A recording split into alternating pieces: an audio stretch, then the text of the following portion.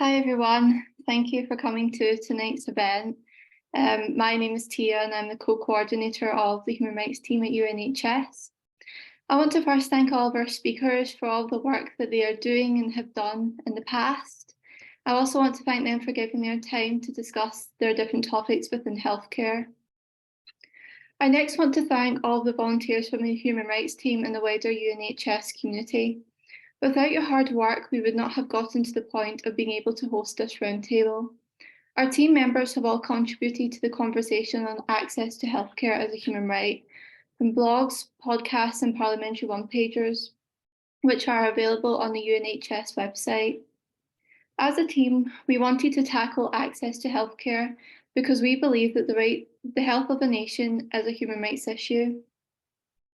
Our current human rights framework does not include a specific right to healthcare. However, as a signatory state of the European Convention on Human Rights, the UK has an obligation to provide public services based on human rights, emphasising the value of safeguarding vulnerable peoples, equality and the freedom to access, receive and share information or ideas on health. The Scottish Government has made a commitment to widen our current human rights framework by introducing 4 international treaties into Scots law. The new Human Rights Bill would mean that public bodies have duties and obligations to uphold these rights. Once the bill has passed, the Scottish Government would have an obligation to recognise the rights of everyone to enjoy the highest attainable standard of physical and mental health. This means that Scottish citizens will be able to enforce their rights to health within Scottish courts. Enshrining this right into law is the first step in ensuring that women, disabled people, refugees and asylum seekers, ethnic minorities and the LGBTQIA+ community are not discriminated against or denied access to healthcare. Within the UK, despite having the NHS, there are many people falling through the cracks of a chronically underfunded service. This does not only affect patients' access to essential and life-saving care, but it also impacts upon the mental health of the doctors, nurses, the ambulance service and hospital workers. Many NHS workers have reported an increase of depression, anxiety and severe stress, alongside a range of other serious issues caused by the pandemic, but also the pressure of an overburdened service. Only with a fully funded service and fair pay for healthcare workers can we have a service centred in human rights and equality. It's an honour to have your attendance tonight. I will now pass on to my co-coordinator, Ifeoluwa, to go over some of the house rules for this event. Thank you. Good evening, everyone. My name is Ifeoluwa Ashafon. I am co-coordinator of the Human Rights team alongside Tia, and I will be one of your hosts and speakers for this evening. So to go through some housekeeping rules, I would like to make everyone aware that this meeting is being recorded. Please mute your mic unless you are speaking. It is important to avoid all background noise and background interferences. Please also note that there is a Q&A session at the end of this meeting, and you will have your opportunities to submit some of your questions. Please submit them during this time in the chat box, and you will be called upon if the time allows. Your comments during this conference are also welcomed in the chat, though they might not be addressed specifically when the speakers are presenting to avoid all distractions. They may be chosen to be included in our end of conference report. I would like to remind everyone that as a team and an organization, we have zero tolerance on harassment against our team members, speakers, and listeners. Therefore, all comments and discussion should remain respectful. If you do have any questions, please feel free to also post them in the chat. We do have hosts and monitors who will be able to address you and answer any of your queries. So with that, I will pass it on to Fiona. So I'm thrilled to introduce Dr. John Puntis, a former consultant pediatrician and co-chair of Keep Our NHS Public, an organisation campaigning against the privatisation and underfunding of the NHS. His dedication to protecting and preserving the wonderful care that the NHS and UK social care services provides has made him a powerful voice in the field. We're honoured to have him here today with us to share his extensive expertise and knowledge on healthcare and human rights for a panel discussion. Thank you very much, Fiona, and good evening to everyone. Thank you for this invitation to speak. KOMP campaigns in England for a publicly funded, accountable and delivered health service based on the NHS founding principles. And my comments, I'm afraid, do relate mainly to the situation in England. The founding principles of the NHS were that it should be universal, equitable, comprehensive, high quality, free at the point of delivery, and centrally funded from taxation. It was argued that in order to have a strong economy, you needed to have a strong health service. The opposite of what is being said now, which is essentially the reverse. You can't spend money on public services to make them better until you have a strong economy. The World Health Organization's aims in the Sustainable Development Goals focus on achieving universal health coverage. And they fit very much with the NHS founding principles, of course. And I'm going to explore how changes in the NHS have undermined universal access. Now, most people who work in the service believe the NHS is experiencing the worst crisis in its history, due largely to lack of workforce planning and to chronic underfunding. And this was also the assessment of the Commons Select Committee on Health and Social Care last year, and indeed the conclusion of an independent review from the King's Fund, commissioned by the Department of Health and Social Care itself. There are around 150,000 staff vacancies, 20,000 beds have gone in the past decade, 5,000 beds went because of COVID infection control requirements and have not been restored.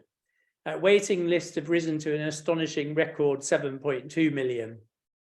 Delays within accident and emergency departments are leading to 500 deaths a week, every week. Ambulance delays were estimated in 2021 to have caused 160,000 incidents of patient harm and caused 500 deaths last year. The president of the Royal College of Emergency Medicine stated that the NHS is now breaking its basic agreement with the public to treat the sickest in a timely way, a lack of political will being the main barrier to tackling the crisis. 9 million people are now economically inactive in England, with 27% giving long-term sickness as the reason. The UK simply cannot afford to have an NHS system that is failing. Despite the government insistence that the NHS has never had so much money, a convincing case, I think, can be made that it remains significantly underfunded. Annual budget rises up to the banking crisis were consistently around 4%, but fell to just 1% under austerity. Incidentally, austerity itself has been linked with 335,000 excess deaths from 2012 to 2019. If funding had continued on the same trajectory after 2010, the NHS would now be getting 60 billion more each year. The UK has the 6th largest economy in the world, yet some comparable European countries are now spending around 25% more per capita on healthcare. And the Health Foundation recently reported that the UK spent 40 billion less each year, every year, for 10 years up to the COVID pandemic. We now don't have enough capacity, particularly to deal with the backlog of care from COVID, with only 2.2 beds per 1,000 population in the UK, compared with 8 per 1,000 in Germany, and an average of 5 per 1,000 in the OECD.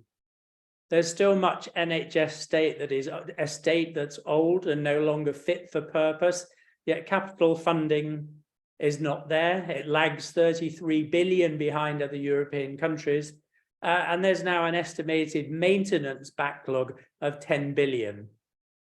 None of 48 promised new hospitals have been approved and funded.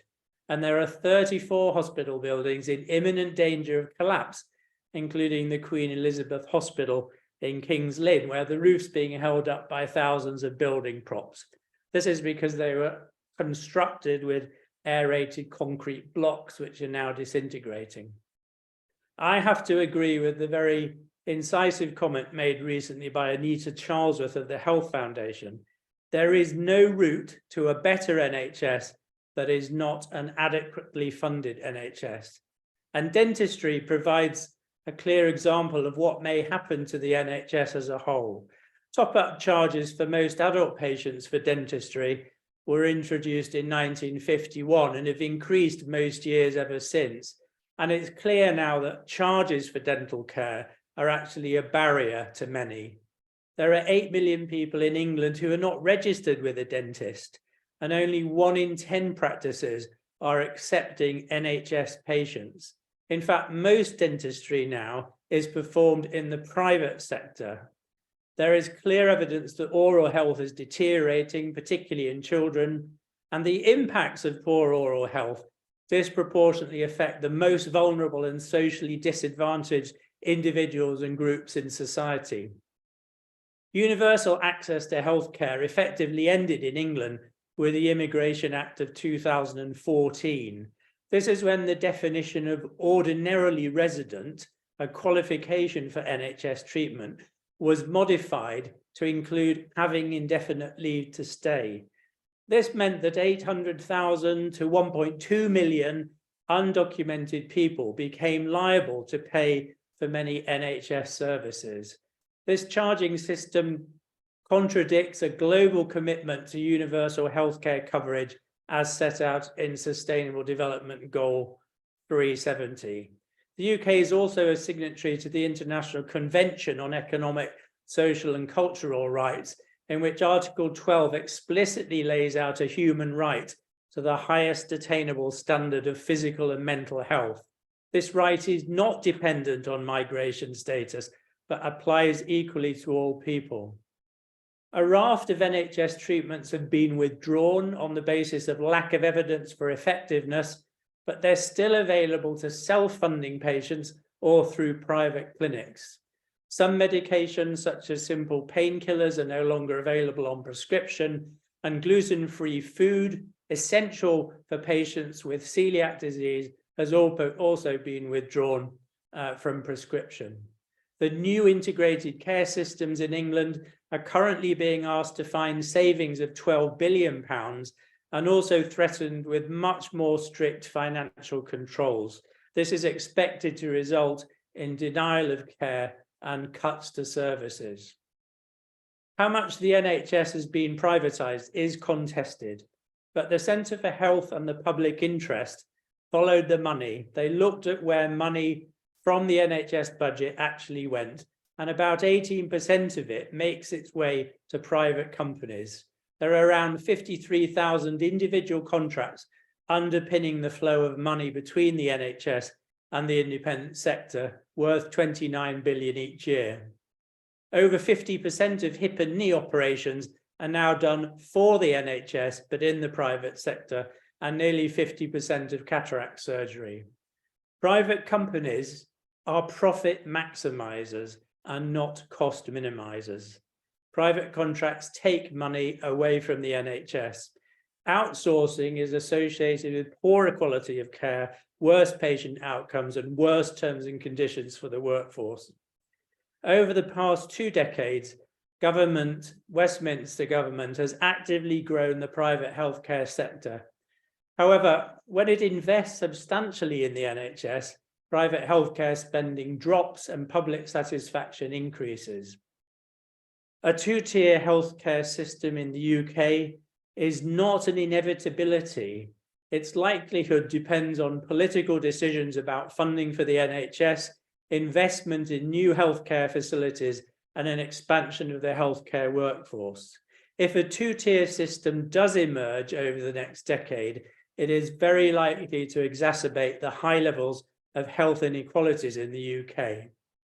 In fact, reaffirming the founding principles of an NHS which provides care based on need rather than ability to pay is critical to maintaining and improving population health. Surveys show that public satisfaction with health has fallen to its lowest point in 40 years. Staff surveys also show increasing levels of stress and dissatisfaction, and a 70% rise since 2017 in numbers of staff days lost through mental health issues.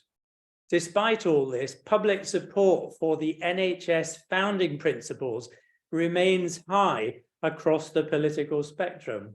Only 8% of people in England think the government has the right policies for the NHS. 90% want care free at the time of delivery, 80% want comprehensive services, 84% want funding to be through taxation, and 82% want more funding. The 2018 WHO Astana Declaration envisaged governments and societies that prioritise, promote, and protect people's health and well-being through strong health systems. Health services that are high quality, safe, comprehensive, integrated, accessible, available, and affordable for everyone and everywhere.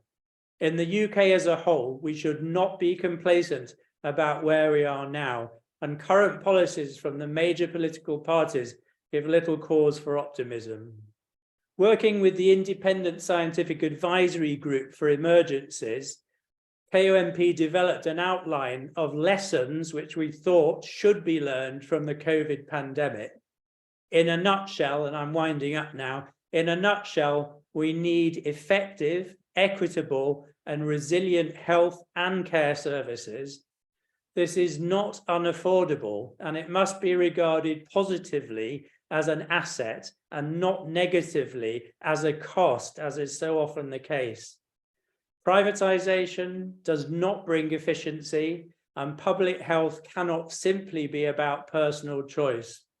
Politicians are now clearly out of step with what the public want for the NHS. Keep Our NHS Public is working to build a broad-based campaign that will harness public outrage and build effective political pressure, resulting in a healthcare system once again based on the founding principles of 1948 and universal access to healthcare. Thank you very much.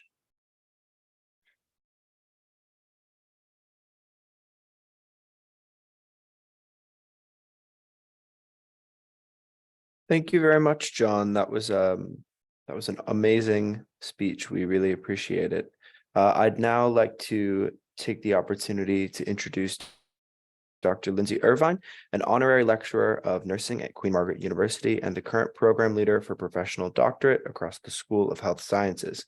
She specializes in nursing care for older people. She first became interested in how people learn during her MSc studies. Over the years, this passion has led her to explore various ways of facilitating learning rather than teaching. The increasing use of technology-enhanced learning has widened her interest in how learning can be facilitated through the medium of technology by building a community of inquiry. She is passionate about facilitating innovative, creative, effective, and efficient approaches to supporting learning at all levels of education. Now to Lindsay.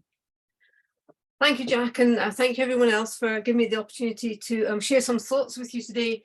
Just a point to note, I'm no longer the program leader for the professional doctorate, as I retired a wee while ago, but I still maintain links with colleagues in particularly nursing and my particular specialty of care of older people nursing. It's a huge area to address in terms of human rights and the older person. So I'm really going to touch on a few what I think are probably the fundamental points and draw a little bit on my doctoral research, which was done horrifically 15 years ago now when I think about it, where I looked at older people and their experiences of acute care and how they made sense of those experiences. And some interesting facts arose from that, which I think are probably still pertinent today. However, I wanted to start off by really starting off looking at the human rights aspects of the topic, and to say that as we know, the WHO and UN and various other bodies have over the last few years made specific reference to aging and older people and their rights and their needs. And many, many national constitutions have recognized this and picked it up and developed an important framework for anchoring those rights in their countries' agendas. However, despite this growing alignment of agendas, there is very little attention paid to the rights of older people, particularly for healthcare. And there's very, very little evidence currently in the literature or elsewhere about how older people and those rights to health are addressed, which really raises a point about why is that, and what is about older people that we perhaps tend to ignore in terms of their viewpoints. I really want to look at there's four elements really to the right to health, those of availability, accessibility, acceptability, and quality of health. I would like to raise, I'm very much interested in our previous speaker's view, but I'd like to raise the point that the WHO and OHCHR do point that recognise that the right to health doesn't necessarily equate to free healthcare, although obviously in Scotland and England that is fundamentally built into our constitutional thought process in terms of the NHS. I think one thing to remember is that our older population, particularly the over 75s, remember very clearly a non-NHS healthcare system, and therefore are perhaps less likely to be activists in that area because they have a different perspective of what is available to them, because previously they would have had to pay for those facilities of GPs and everything else. So I want to really start off just by looking at the notion of accessibility, which we can really kind of break down into 4 sub-dimensions, and I'll address each of these ones in turn. There's the first sub-dimension is non-discrimination. And I think it's really quite sad to say, from my perspective, that the phenomenon of ageism is neither new nor surprising and is still with us. Very much older people are stereotyped and stigmatized on the basis of their chronological age. And quite often that's a negative stereotype, which is attached to physical, cognitive, and emotional changes which occur with aging. There's a widespread structural exclusion for the older person in terms of education, employment, housing, transport, healthcare, social services, and legislation. And illnesses, including mental health conditions, are often normalized erroneously as part of the aging process. These stereotypes of prejudice and discrimination are internalized by older people and act as barriers in their pathways to healthcare and good healthcare.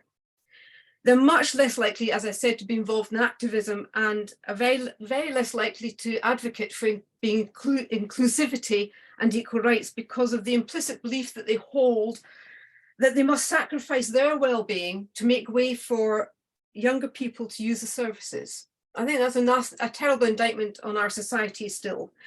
And in some ways, normalization of this ageism is ironically still highlighted at the start of WHO Decade for Healthy Aging in 2020. So 3 years ago, we were still having this normalization of aging as excuse the phone, as an issue. Health, older people require more healthcare purely by the fact that they are frailer, they have a greater number of days of hospitalization.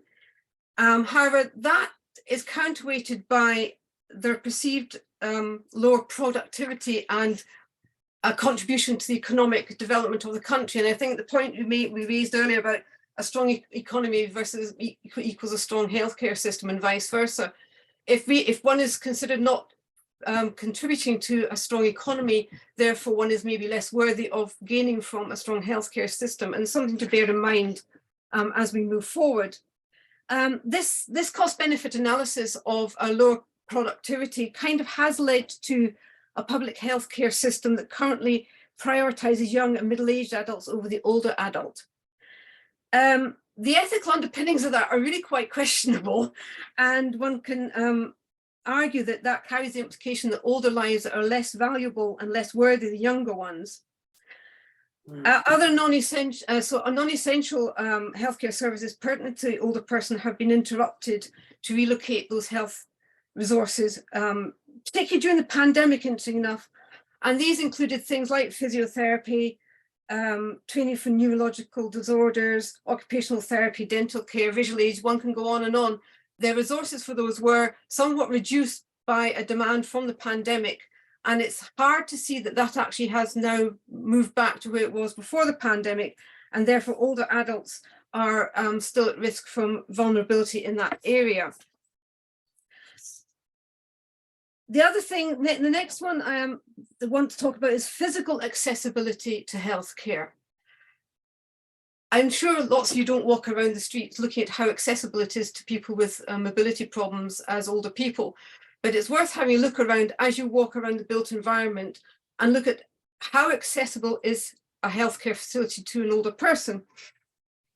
For example, is there transport? I live in an area where we have a very large health centre, but it is at least 10 minutes walk from the nearest bus stop, never mind anything else. And if you don't have transport, how do you get there if you're an older person with limited finance and no transport? Other things to think about in terms of the built environment is distance travel. The remote and rural communities struggle greatly with access in terms of accessing healthcare, not just for older people, but for all generations. So again, do we need to think about how we deliver our healthcare in a slightly different way to cover that issue? Economic accessibility, well, we talked about the cost of transport, but again, the cost of drugs, as was highlighted earlier, the cost of treatments. Those people who have finances perhaps can go and get your knee replacement in the private sector rather than waiting 4 or 5 years in the NHS. Again, you're then building in inbuilt exclusion to certain population groups of older people. And the other category within the heading of accessibility is information accessibility. People assume that older people can't use technology. Older people can use technology. It may take them a little bit longer to gain the knowledge to how to use it, but it's a really useful tool now, and it's also something we should be maybe considering as we move forward in terms of information to older people in their own homes when they want to access it, rather than when they happen to be in a doctor's surgery or the dentist's surgery, accessing it that way. So those are some of the issues of accessibility we need to think about. The next one is really thinking about the aspect of acceptability of care. What is acceptable care for older people? From my research and from other work that's been done since then, although there, as I say, there's very limited evidence of this, which is again interesting, is that dignified care for older people in health and social care continues to be problematic for older people. Many reasons are given by researchers for this, most of them ranging from the notion of priority being given to targets and budgets, which quite often undermines the notion of dignified care. I mean, the 4-hour target for emergency care is a really interesting one, in that if you're an older person admitted to A&E, you can be there for many hours because they're not meeting the 4-hour target, but you aren't exactly necessarily given dignified care, in that if you can't walk, you potentially become incontinent because there's no one there to help you go to the toilet when you need to go.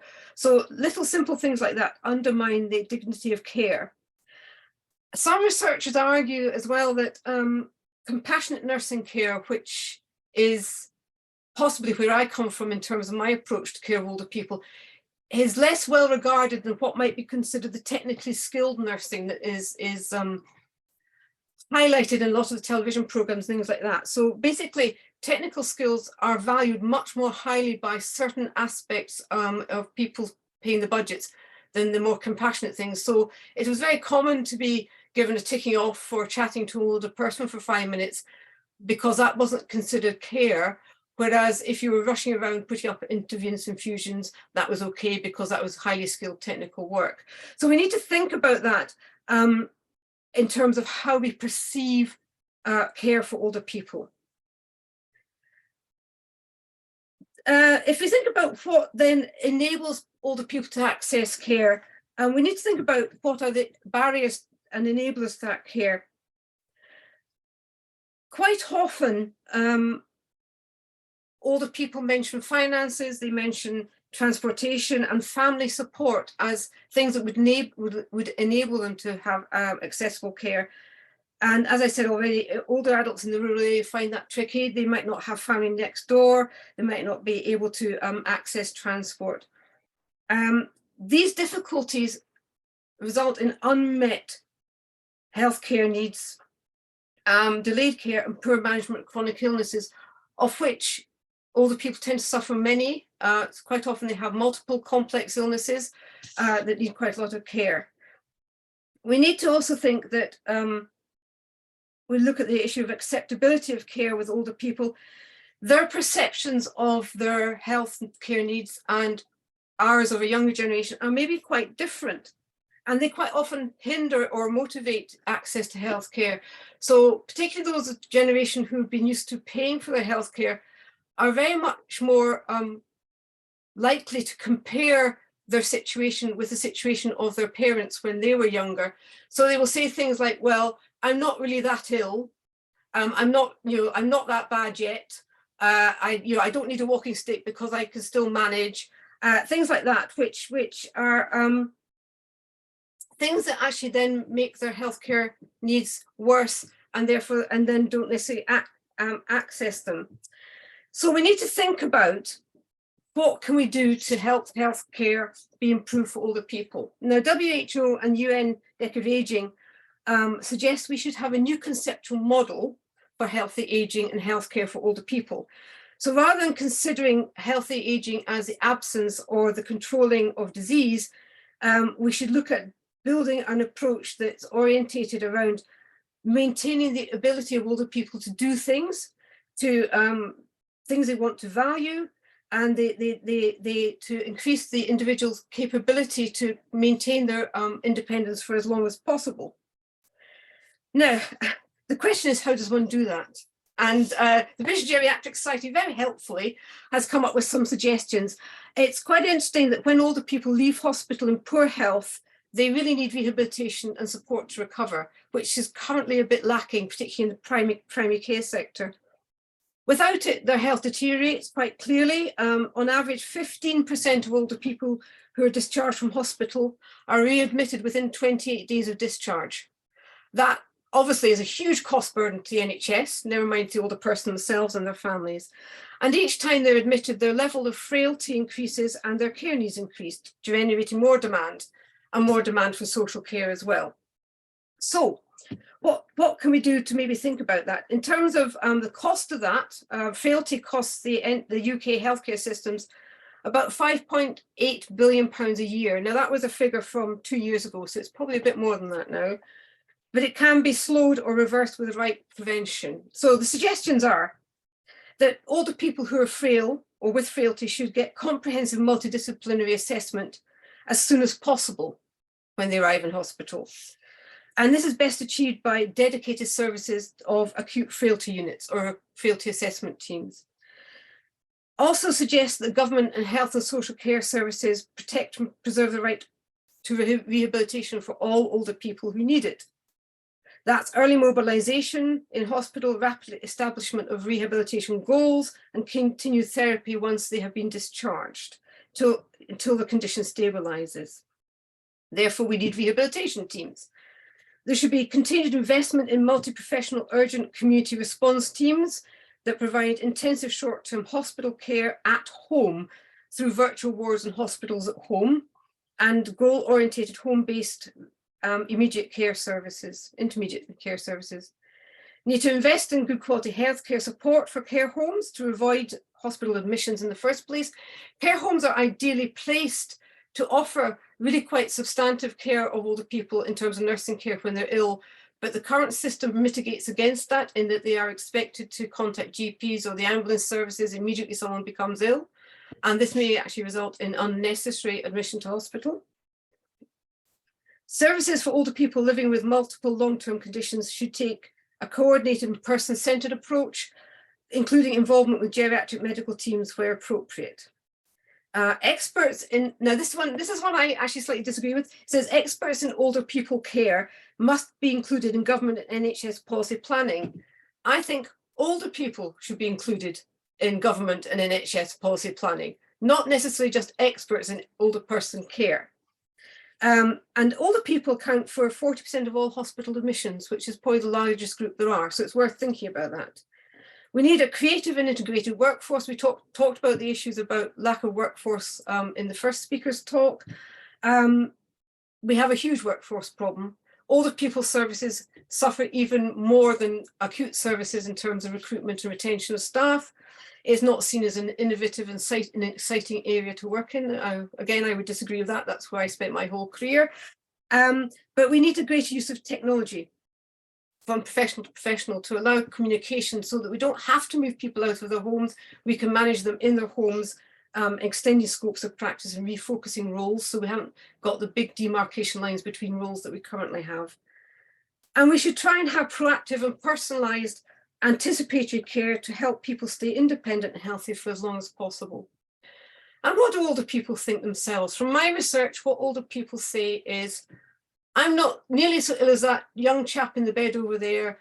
This is from a gentleman who couldn't walk because he'd fallen and damaged his spine and took 2 weeks to get back on his feet. But he thought he was better off than the chap in the bed next to him because he was even more ill than the chap who couldn't walk. In his mind, he wasn't in fact, but that was his thought process because he was a younger chap. However, older people are much less critical of hospital care than young people are. They think the quality of the food's good. They think the standard of care is quite high. They enjoy the care that they get. So they think they're generally complimentary about the pain control and the general care. And that comes from their previous experience of not having an NHS. And we have to remember that we must be careful not to impose our views on, I say the over 75s because they're the group now who are the ones who remember non-NHS health services. But it's something to bear in mind in terms of how we move our services forward and the right to health. Hugely costly, but we have to fund it somehow. Anyway, thank you very much for listening to me about my topic that I really quite enjoy. Thank you so much, Dr. Irvine. I think that gives us a lot to think about. It's now my pleasure to introduce Dr. Eric Dickassian, a sociologist and research fellow in the Institute for Global Health and Development at Queen Margaret University, who is working on refugee integration into the UK healthcare system. Dr. Dickassian is also a founding member of Lived, an Edinburgh-based charity dedicated to researching refugeedom, as well as a member of the Social Network Analysis Group of Scotland. Thank you so much, Hannah. That was a very comprehensive introduction. Thank you. I should just say that Lived is now not really active anymore, and that's even more reminder for me to update my bio. But yeah, I wanted to start by, first of all, thank you so much for this opportunity, and actually, it's a bit of a privilege to be speaking after some of my colleagues, because in fact, a lot of the stuff that I've been thinking about talking about have already been mentioned. So when John talked about the underfunding of the NHS, that's what I wanted to mention. I wanted to mention that, and I'm delighted about that. When Lindsay was talking about availability, accessibility, acceptability, and quality, also very much something I was thinking about. So I guess to start, so I guess unless we're willing to accept and answer that to the question of is the right to healthcare fulfilled in the UK, unless we're willing to accept an answer that says yes for some people more than others, then the obvious answer would be no, right? And then why not? Because as we saw across the kind of, he said I'm a sociologist, so I'll definitely do that. So across the sociological categories of age, race, gender, and class, well, we see that people's right to healthcare is very, very much contingent upon these categories, right? I was speaking to my partner about this earlier, and just really she mentioned how, for instance, Black women in the UK are 4 times more likely to die in pregnancy and childbirth than white women.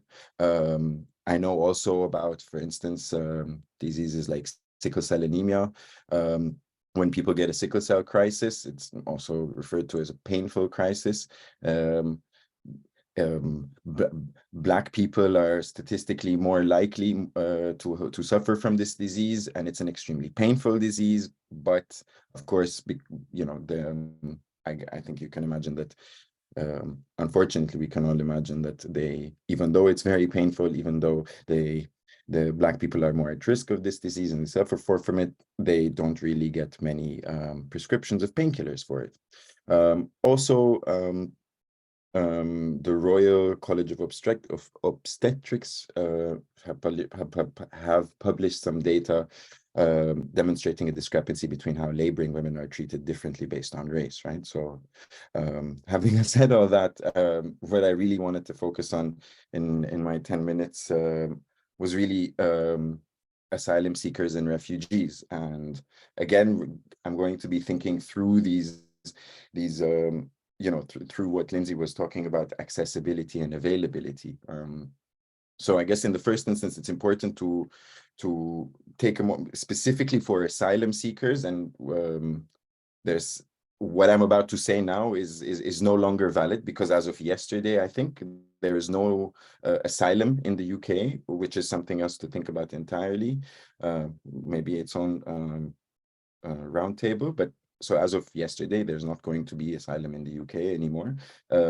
But for asylum seekers in the UK, if we think about availability of healthcare,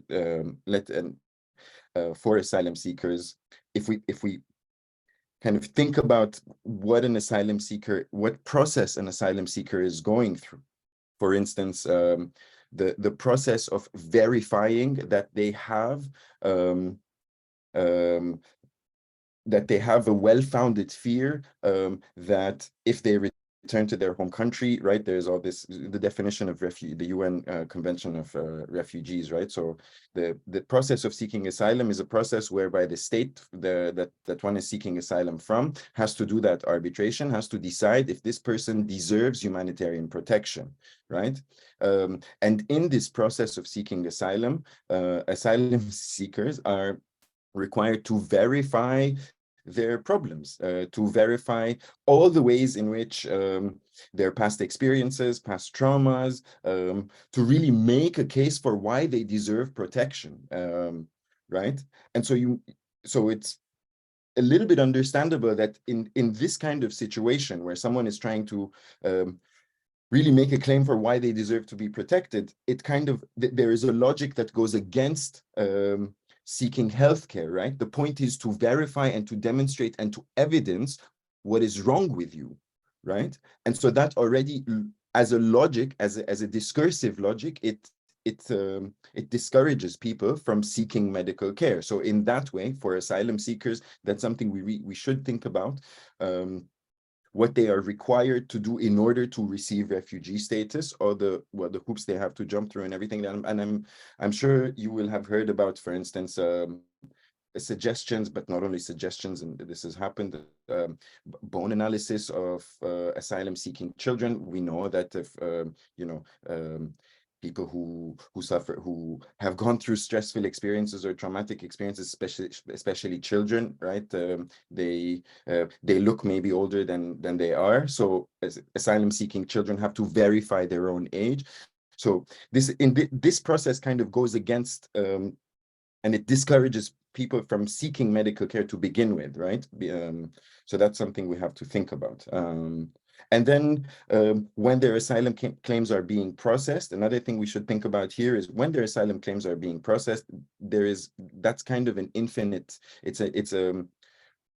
so there's an interesting thing about asylum claims and asylum processing and detention. Usually in the Western world, any punishment, so jail sentences, prison sentences, for instance, have to be finite. Any punishment for a crime has to be finite. Now, what's interesting about asylum detention and asylum processing and these detention centers is that, well, they are not being punished. So there is no imperative to have any kind of finite period, right? So for people in asylum accommodation who might sometimes spend years, well, at least I know of decades also, then we can also think about, well, what kind of health service is available for them, physically, socially, and to what and what health service provision is acceptable for them, and that's a whole topic on its own, right?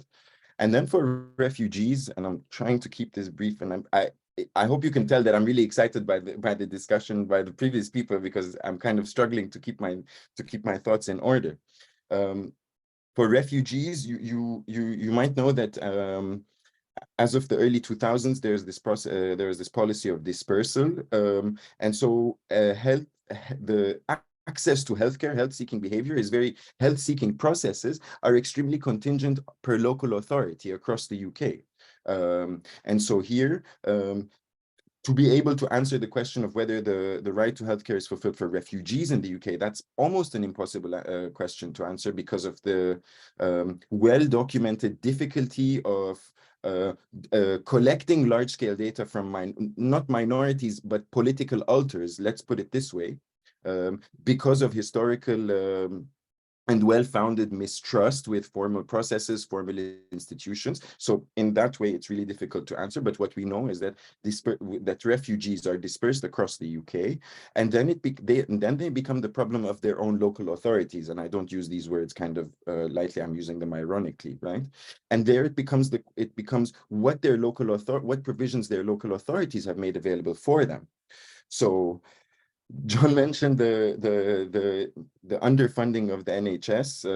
I kind of want to say I really like to think about the NHS as a really great example of defunding.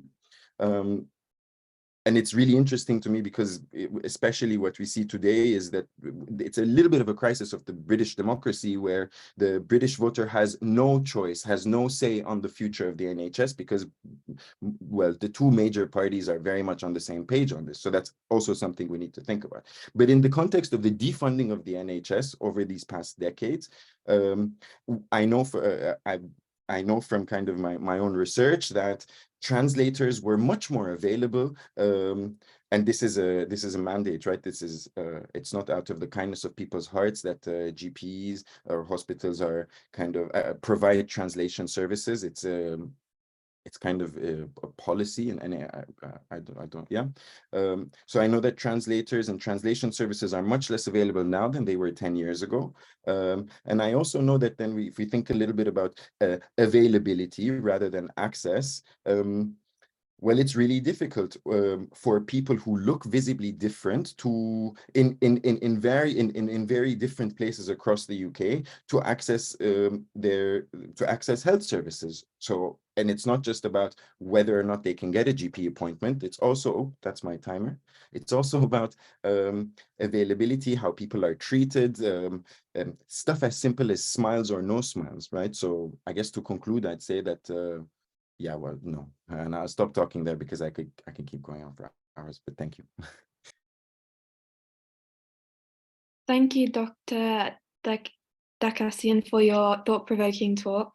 I would like to introduce the final speaker, Ifeoluwa Ashefon, coordinator of the Human Rights team at the United Nations House Scotland, to talk about the relationship between health and social care. Ife holds an LLB in Law with Human Rights from Essex University and an LLM in International Human Rights from Edinburgh University. Thank you so much for that wonderful introduction, Marina. And thank you for the contributions that I've had from other speakers.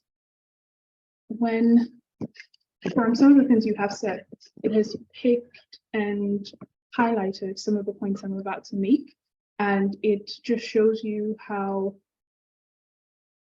integrated health and social care can be, just in their partnership and how they affect each other and how they do have a knock-on effect upon each other. You cannot have one without the other, or the other would greatly suffer. So when I wanted to think about the rights to healthcare in the UK, as a researcher, I always come across definitions. And just to add to some of the definitions that have been given by previous speakers, when we think about right and access, we don't only think about economic access and if it's about the quality, we also think about if it's sustainable, not only for this generation, but the generation to come. And we also think about cultural acceptability. Sort of, in the UK now, we make up various religions and we make up different ethnicities. And coming from different backgrounds, we all have different needs and we all have different looks of how enjoyment, comfortability looks like later in life and in our current stages. So adding that to access, I wanted to thinking about sort of how health and social care affect each other and how then that affects people's right to healthcare. We have to think about what social care is. And generally, social care is given to those with, is sort of an accessible service to those with learning and physical disabilities, and also those with physical illness. So practically those who have, to a certain extent, limited independence because of various reasons and just need that extra support.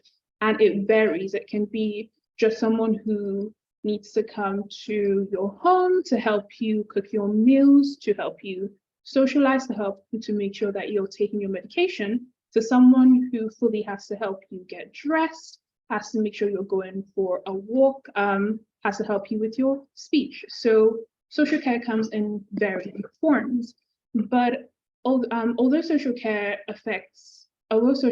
is available to various demographics in the UK, most of my research today has been based upon the adult social care sector, especially that in Scotland. So with thinking about the relationship between healthcare and social care, currently in the UK, we have what is known as an integrated health and social care system, and it is integrated to a certain extent. It's integrated in the sense where you have people with diverse capabilities and specialities within healthcare who come to communities and care homes or just communal hubs to practically look after or just give updates or just to check up on those who have non-threatening diagnoses. So whether you have a pharmacist coming to make sure medication is in order and everyone has the right medication, or whether you have specialist nurses, and practically how social care, how we see this integration assist healthcare is that those with non-threatening diagnosis, it then does not become threatening because their needs are supported and their needs are addressed at the foundation. So it doesn't escalate to a point where they then have to go to hospital because, let's say,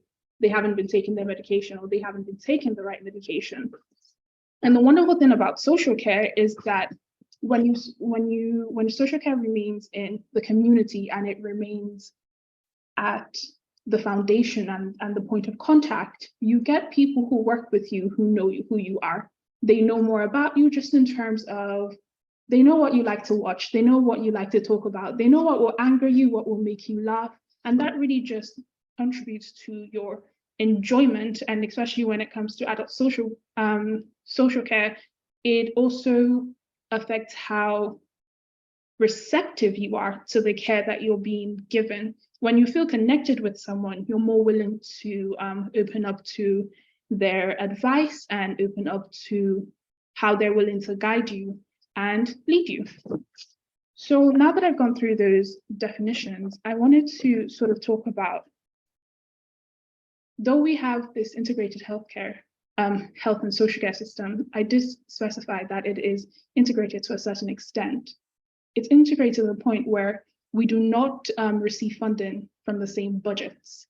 And while many of the speakers here have highlighted that the NHS is underfunded and is continuously being underfunded and requires great investments just to undo some of the damage that we have previously done, when it comes to social care, it is not much better in any way, shape, or form.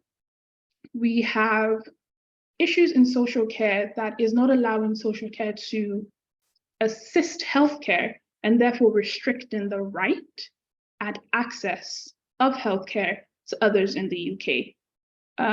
So for example, because we have integrated healthcare system, an integrated social care system, in theory, we should be able to keep certain beds free from the NHS, or we should be able to keep certain services free in the NHS, or at least freer, because people are receiving care at the point of contact, and it does not need to be escalated. But the issues that we see in social care currently is, one of them most definitely would be that as a nation, great news, we are living longer. However, a slight start to that news is that we're not necessarily living healthier lives. And because of that, we require more care. Now, it would be wonderful if we had a strong social care system that is able to support more people who need access to care. However, because of the chronic underfunding and the stress that COVID put on social care, we have a healthcare system that is unable to adequately pay its workers. And because of that, there was a study that came out that said 1 in 10 social care workers are relying on food banks.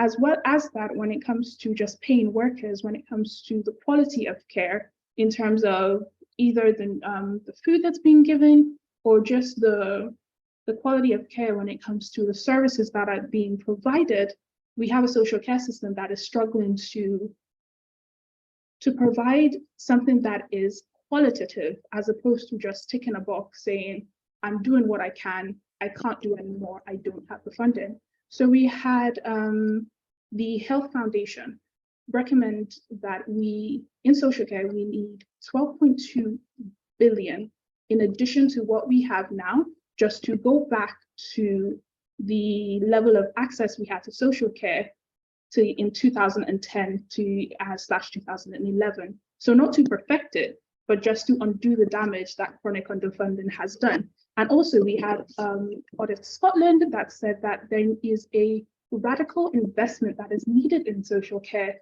to move us away from a crisis-driven social care system, which is what we have now, to one that is preventative, so that social care can adequately support healthcare. Another issue that we have to look at is that the underfunding, as I mentioned before, it does affect the workforce. So we have, when you are unable to be adequately paid and you don't have the adequate remuneration, we have a lot of the workers in social care that are swapping their social care jobs for retail and supermarket jobs, because there is the hours are more sociable, because it's higher pay, and because there is less stress. We cannot lie to ourselves to think that social care is an easy job. It is emotionally tasking, as well as just the daily physical task of active working.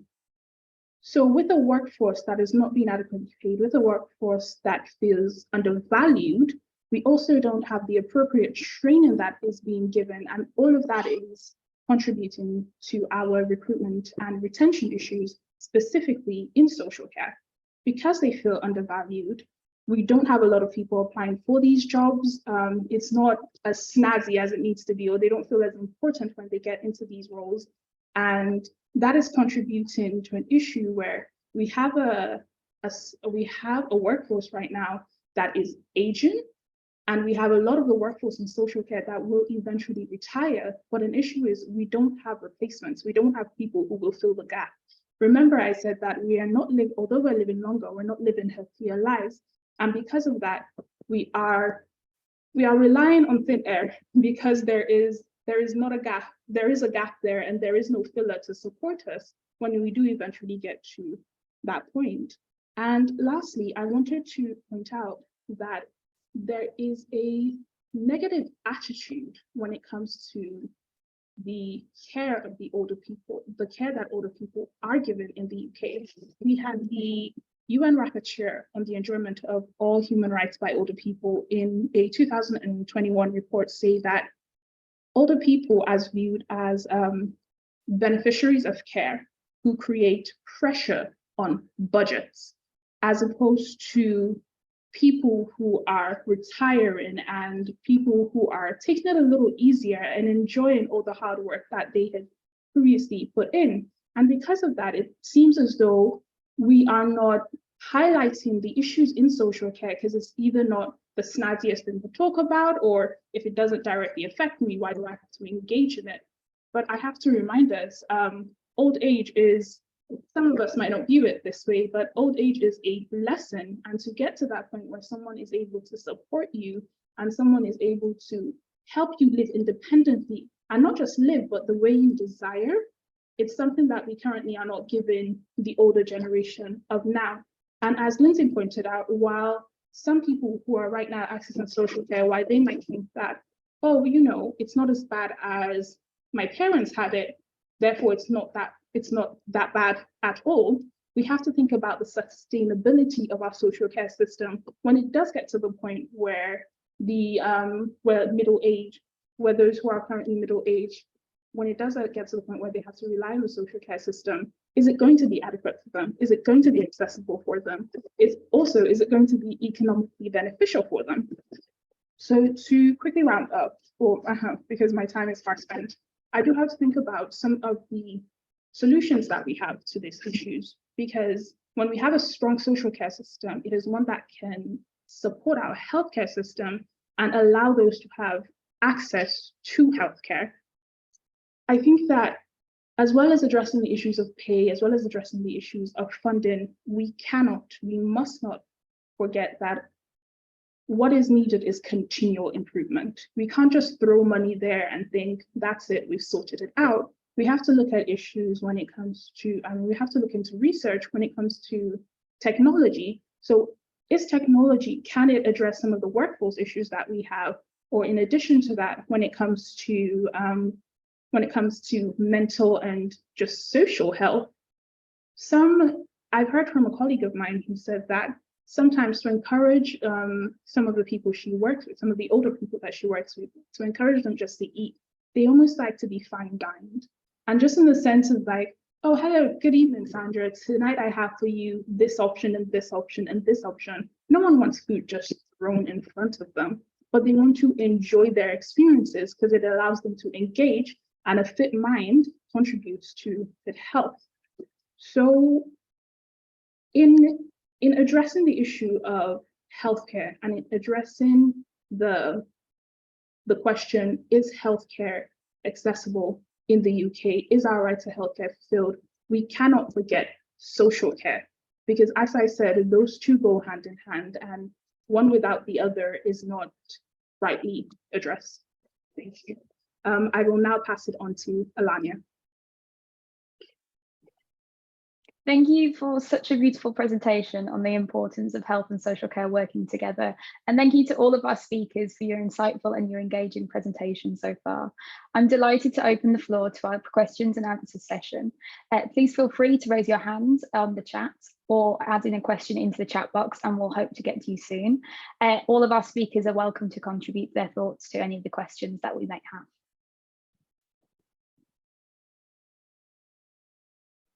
I would love to just get the ball rolling with a quick question for Dr. Pontus. I was wondering, you know, you made it evident that the chronic underfunding for the NHS is a massive issue, and there's this ongoing fight against privatization. You know, is there anything that the everyday person can do to fight back against the deterioration of the NHS? And, you know, are there any ways for individuals to get involved with the mission of keep our NHS public?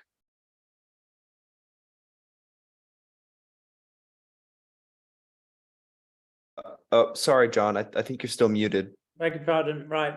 Yeah, well, Keep Our NHS Public has 70 groups, but they're all in England, unfortunately. We'd love to have them in other countries as well, including Scotland. There are ways that people can be involved in discussions about health service through GP patient participation groups, through a lot of the meetings that go on, like partnership boards, health and well-being boards, scrutiny boards. But that kind of public engagement is often very much a tick box exercise where, you know, going along ticks their box, and they don't actually need to listen to what you're saying. So I I would say to people, try and get involved with any organisation that's campaigning over health or social care. I mean, we also have a campaign called End Social Care Disgrace, which is arguing for much better social care financed out of general taxation. So I think you have to look at what's available locally, and the Keep Our NHS public website is a good resource. So have a look at that. For example, it tells you where our groups are, but it has a lot of relevant background information about the health service. Thank you, John. Tia, you have your hand raised. Would you like to ask your question? Yes, I have a question for Lindsay. Would you say that older people have trouble advocating for themselves in healthcare settings? I think it probably just, like all of us of all generations, it potentially depends a bit on personality. I know of some extremely vocal, very old people who will argue their case, possibly not always to the best of their own health, to be honest, because they have a very entrenched, perhaps not the right word, fairly robust views about what should and shouldn't happen to them in terms of their healthcare. I think that the issue is that actually, particularly the very elderly, if you want to categorize them in that way, those over the age of 75, 80, who are more prone to be accepting of particularly the medical profession opinion, and to some extent the nursing profession opinion, and even to some extent social care opinion, they are much less likely to challenge in terms of their own perspective than perhaps those of the young old, which I would class as anyone over 60, because that's the social definitions that they use for aging, would you believe, which is a bit depressing, really, actually. But I think realistically, a lot of it depends on the person themselves and their own beliefs about what's right and what should happen to them as people in their healthcare settings. From my own experiences working both in care of the elderly in the health service and also with some care homes laterally, is that it's almost as, because people are now in the social care setting, they're just so grateful to have somebody taking care of them and taking the pressure off them in terms of the stresses of everyday living, almost, that they're almost accepting of what I would consider not a negative standard of care, because it's not, but it's not high quality care in terms of the way one might wish to perceive it, in terms of, like you say, the fine dining approach or that sort of thing. It very much, and that's all to do with pressures of staffing, pressures of lack of funding. But anything is better than nothing in their view, and therefore they're grateful, and they don't tend to challenge it in the same way as we might from our generational perspectives. Thank you. Thank you. We've just received a question in the chat also asking specifically to Dr. Pontis, but I'm sure all of our speakers are welcome to contribute. How would you say the coronavirus has impacted healthcare being privatised across the NHS? Oh dear, that's a big question. I mean, what we saw during the pandemic was a very, very stark illustration that funneling lots of money to the private sector is not a good thing to do.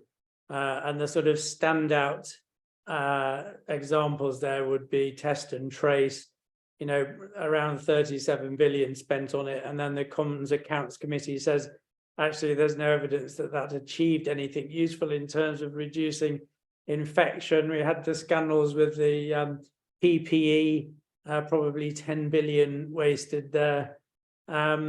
I mean, the Keep Our NHS Public held a people's COVID inquiry during the pandemic, and you can find that online.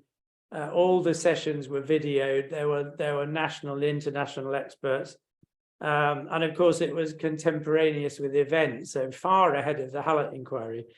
And we go into a lot of detail. First of all, the pandemic showed that the NHS was woefully inadequately prepared for a pandemic and really couldn't cope. It doesn't have the resilience that you need to have And then we saw all this contracting out because the government decided the private sector was where the money was going to put. They've now also invested 10 billion in catch-up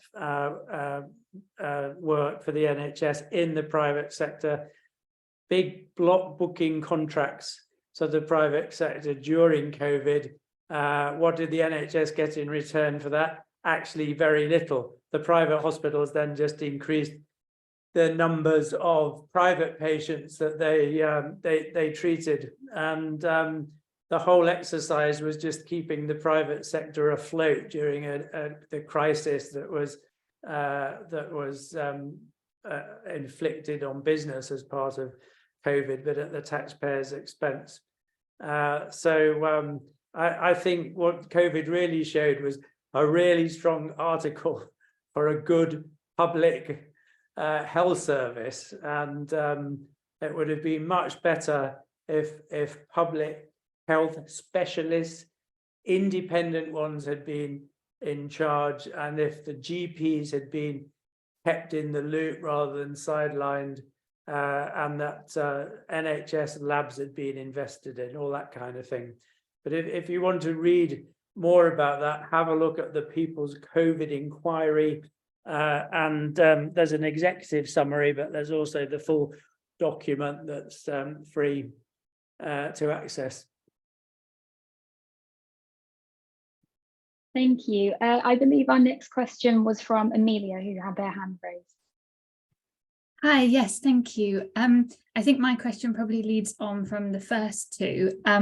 So basically, I have a platform for disabled and chronically ill women and girls, to a patient advocacy platform. And something that we come up against a lot is the fact that it can seem very like we're attacking the medical professionals. And so my question, particularly, I guess, for Lindsay and Eric, is how we can work together, the patients and the medical professionals, on this issue, and strengthening the NHS, and particularly from minoritized groups, how we can sort of give them a voice in a way that is not confrontational or not criticizing the medical professionals who all work so hard, but equally addressing the very real issues of bias and obviously the issues of underfunding and everything we've been talking about.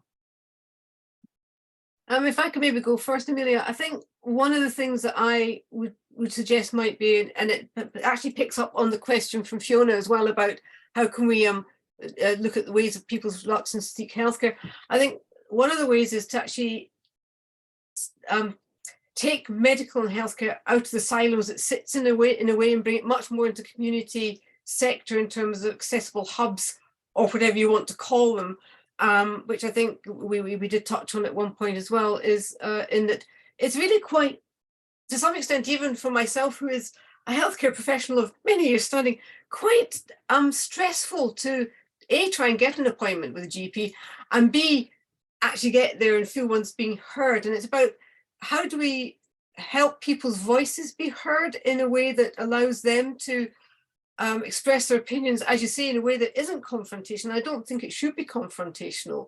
I think it should be a frank and full and open, respectful sharing of views, because with the best will in the world, we are all coming from different perspectives, because that's what our educations and our upbringings and our professions do. And I think one of the things that possibly is missing currently within the healthcare professional educational routes, and possibly even social care educational routes, is the voices of the recipients of care in a way that allows them to make their voices heard. So that within curricular development, we need to be maybe less worried about the learning that can be done from textbooks, because it can be done from textbooks. You can learn about anatomy from textbooks. You don't have to be taught it by someone standing in front of you. But you can't learn what it's like to be somebody with 3 very complex respiratory disorders who's living in the community. So why are we not bringing them into our systems that educate people about those needs, rather than the books, the published papers, the books, the research, which is very useful and very helpful to those of us who are the professionals, but not so helpful to those of us who are actually just the recipients of care in whatever capacity that looks like. Thank you. Thank you. So Should I maybe also really quickly just come in on this? I just wanted to say that, I mean, I completely echo what Lindsay was saying, so I don't have much to add to that other than to say that where there have been instances where people have mobilized together in some solidarity, we see that the outcomes, that the beneficiaries' outcomes have always improved, right? So, for instance, Lindsay mentioned hubs. This is something that's done, I know, in Cardiff, and I know that for otherized people, these are really useful because they're close. They're also kind of close, not just geographically, but also socially and culturally, and in terms of familiarity as well. So I wanted to kind of mention that, and yeah, just to say that I think there have been instances where people have gone kind of above and beyond. So I know that in Glasgow, for instance, with there is what in refugee studies and stuff, what we call the destitution gap, which is a 5-week period where when an asylum seeker becomes a refugee, there's like this 5-week period where they're homeless. So in Glasgow, for instance, where health and social care workers and kind of care workers, that's broadly kind of, we don't need to have this distinction between health and social care providers, where care providers have coordinated and liaised with, for instance, housing providers, this destitution gap becomes much shorter. So I think it's really about solidarities and kind of communities, which really relates to what John was saying, to what was answering about the previous question in relation to COVID as well. That it's community is extremely important with these things. That's great, thank you. Thank you so much to the speakers for contributing to that question. I just want to read a question from the chat real quick from Fiona. Fiona was wondering, what were some of the ways that people's reluctance to seek healthcare for themselves can be addressed, either in older people or asylum seekers, as this seems like quite a different barrier to healthcare than simply underfunding?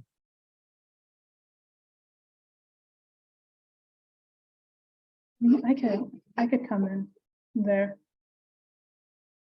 So definitely, it might come across as it's just not about funding. The only thing is, it's such an important foundation just in terms of funding leads to adequate training.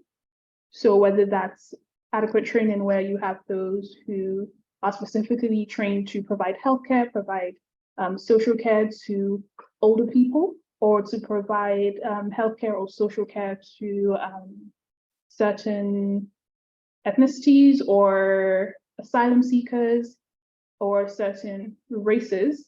So I guess training in that way, but without the correct funding, it's very hard to entice people to volunteer their time.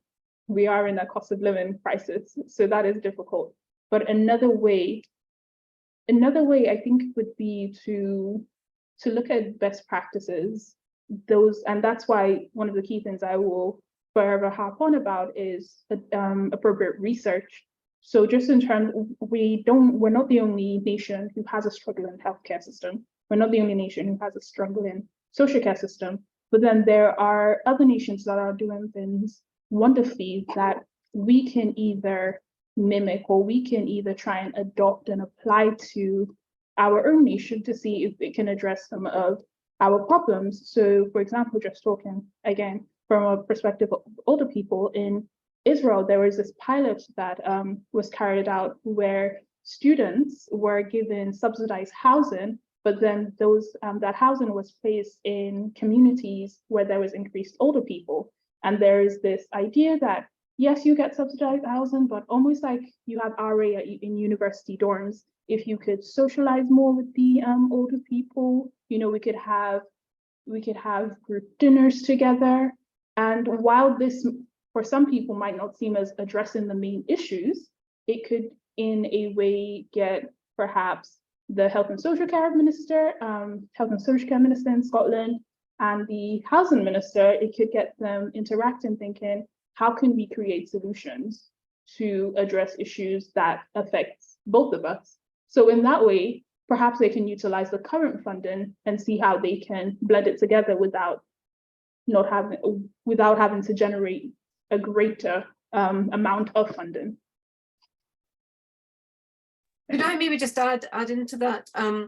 There's the issue of personal agency and understanding that one can speak up about things that affect oneself.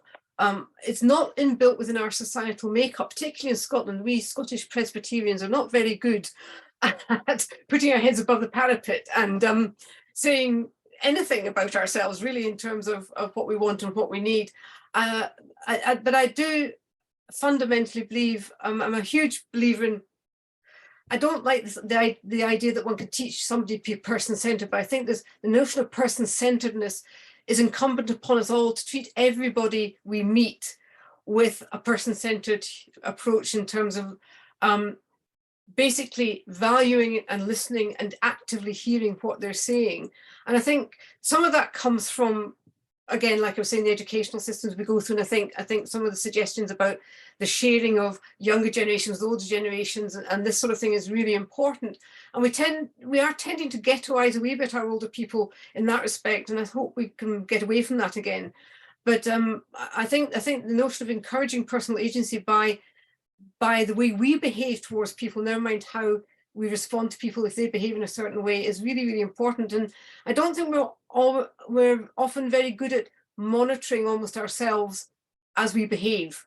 And therefore how we actually can almost turn people's agency off by the way we are actually interacting with them. And it's just something I think we need to be aware of and try and encourage within our whole population, in terms of just working together as a community of people who care about each other.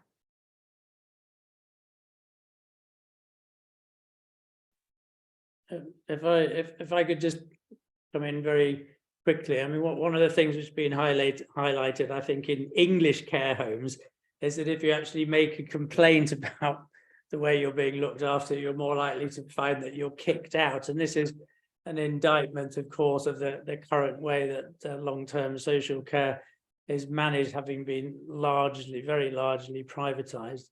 And then in terms of inequalities, I don't know how many people here would be familiar with Julian Tudor Hart's inverse care law, but he published this in the Lancet over 40 years ago. It's basically said those in most need have the most difficulty accessing care. And of course, this is still true. And marketization of care actually makes that even more the case. And so all health service planners and commissioners should really focus very much on these inequalities which already exist and trying to do something about that. I mean, it's very difficult. Many of them pay lip service to it, of course, but it is a real problem. And if levelling up, a phrase the Westminster government likes to bandy around a lot, if it meant anything, it would actually be about improving access for the groups who don't have very good access to services at the moment. Thank you for all of your lovely questions so far, everyone. We're going to do our best just to get through everybody. And with that being said, I also did see that Marilyn, you had your hand raised. If we're happy to take your question, if you'd still like to ask.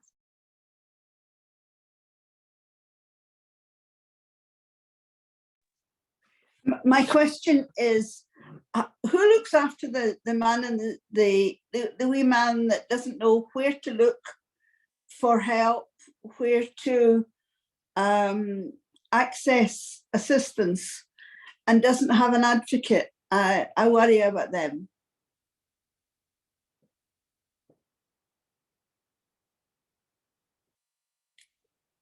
I'm happy to come in if. Yeah, please. So I can I can only speak to what is happening in Scotland because I'm less aware of what's happening in England. No, I'm in Scotland. Fantastic. So because in Scotland we have access to free nursing and personal care, one of the ways that we actually are sort of encouraging people to try and access those type of services, or at least have that as the point of contact where we can then make recommendations of where to go. We can discuss what type of care can be given to the individual, is that we either have communities when you, communities that are able to, as a council, will send you letters over a period of time, almost to check, do you have, how would I say this? When the council sends you letters, just not necessarily to check up on you, but just to allow you to understand what you have access to. So for example, during COVID, although I do understand it was a time of emergency, we had those letters through the door signed by the Queen, encouraging us to be vaccinated. We also had recently, at least in Edinburgh where I'm based, we had this little booklet about NHS and social care, and it practically had points of, oh, if you have this issue, this is who you should contact. Or if you have that issue, this is who you should contact. And the great thing about the integrated health and social care system that we have is that if I contact the wrong person, then at least they would be able to advise me on who else, or at least they'll be able to notify the council. But as most of the speakers have touched, because of underfunding, it's unfortunately not as perfect as, oh, I know this person's living in my neighborhood. As the council, I need to go to them to make sure that they have everything they need, because there's either the staff that is unable to provide that sort of care, or there's just not the funding to allow that sort of care to stretch. And because of that, we do rely, especially when it comes to nonprofit and when it comes to charitable organizations, they do rely on people raising the awareness so something can be done, or a more direct link can be created to address this issue. So like when the NHS was funded and when the NHS was actually looked into, they needed people to say, there is an inadequacy here, or there is a gap here. And unfortunately, without grassroots campaigning, it will not be addressed. Yeah. I just feel that somebody needs to, if someone doesn't have a daughter, they've got a problem, to be honest. Particularly a lady who, you know, a daughter kind of looks after a mum and kind of keeps a good eye on a dad. But it's sad. It's very sad. You know, it's life, isn't it? Yeah, Marilyn, I'm interested because I think the point about the COVID pandemic is an interesting one, because I don't know what it was like where you were, but we were all very much encouraged to keep an eye on, if one can call it that, our neighbours, and just check out how people were. Knock on doors and things. And I think that's a way forward for our whole communities. We have become very isolated in our little houses and flats, really. Yes. And we're very loath, again, it's that Scottish Presbyterian reticence, I think, to some extent with some of us, is you don't want to stick your neck out or seem to be interfering or asking things. But I think if we all just keep a watching brief on people around, and even passing someone in the street or saying hi, you know, are you okay? If somebody looks like they need some help, is a way forward. But we're not always very good at that either, because we are scared of being knocked back by people, I think. I'm helped by the fact that I'm a brownie. Thank you very much.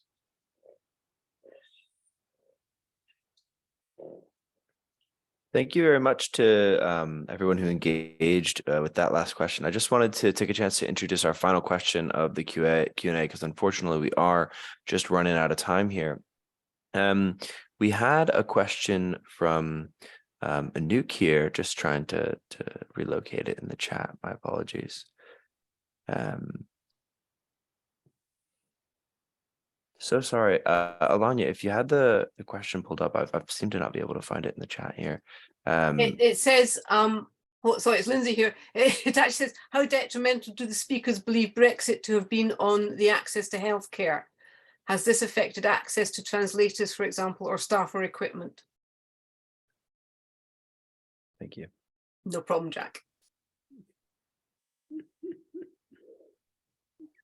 I mean, the main problem has been the impact on staff, and actually losing quite a lot of staff. And of course, now the NHS is trying to find staff from other countries, non-European countries, and doing things which, you know, a lot of us would feel very ethically uncomfortable about. For example, going to red list countries like Nepal and recruiting nurses, where the WHO says you shouldn't do that. So I think it's had a big impact on staff. And of course, you know, 150,000 vacancies, 1 in 9 vacant posts in the NHS. If you don't have staff, you can't provide good quality care. And so it's definitely made things worse there, and it was very predictable that would be the case. I'm not sure there's been there was a lot of concern about the impact it might have on drugs. I don't think that's turned out to be an issue. I don't think it's really impacted on equipment either that I'm aware of, although there certainly were worries about that. So mainly staff, I think.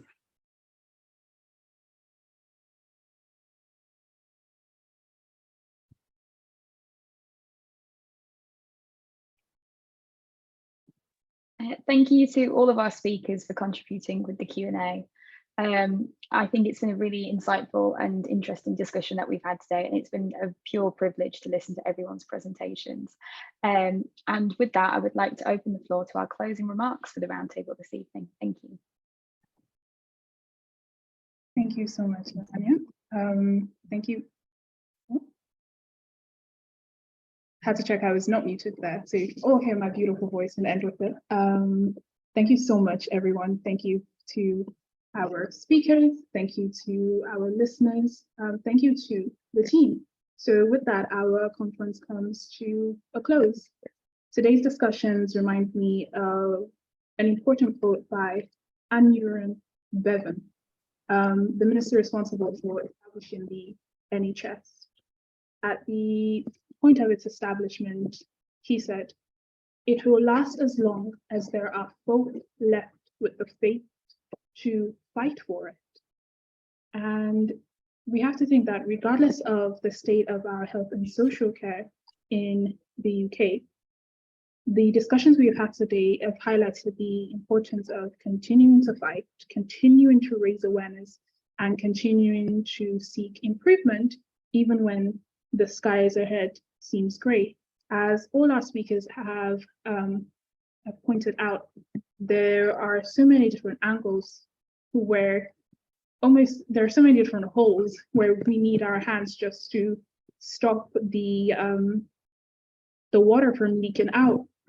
And unfortunately, we cannot ignore one and think that addressing the other will fix the whole system. We have to address all of them. We have to seek this constant improvement. But I would say, if our health and social care system is anything like the UK weather, we are currently experiencing strong winds, and there is a high chance of rain. But if we continue to raise awareness, if we continue to speak out, there is a strong chance that the sun will pop out in a minute or two. And with that, I would like to thank again our speakers. I'd like to thank the human rights team for the hard work and just the amount of effort and the amount of hours they have put into this. Thank you, everyone. And thank you for all the visitors for coming and enjoying this discussion with us and contributing to a stimulating conversation. Please remember that this conference is part of a wider project that has been carried out by the human rights team. And we have had other projects that have led up to this conference. For more information on that, please visit our website at unhousescotland.org.uk/human rights. That will be put in the chat. And lastly, We would love to hear from you. We would love your comments. We would love your feedback about our conference, ways to improve some of the things that we have done really well. Please feel free to email human.rights@UNHS Scotland. That is also put in the chat because I butchered it. And with that, I would like to say good night and thank you for joining us and being so patient.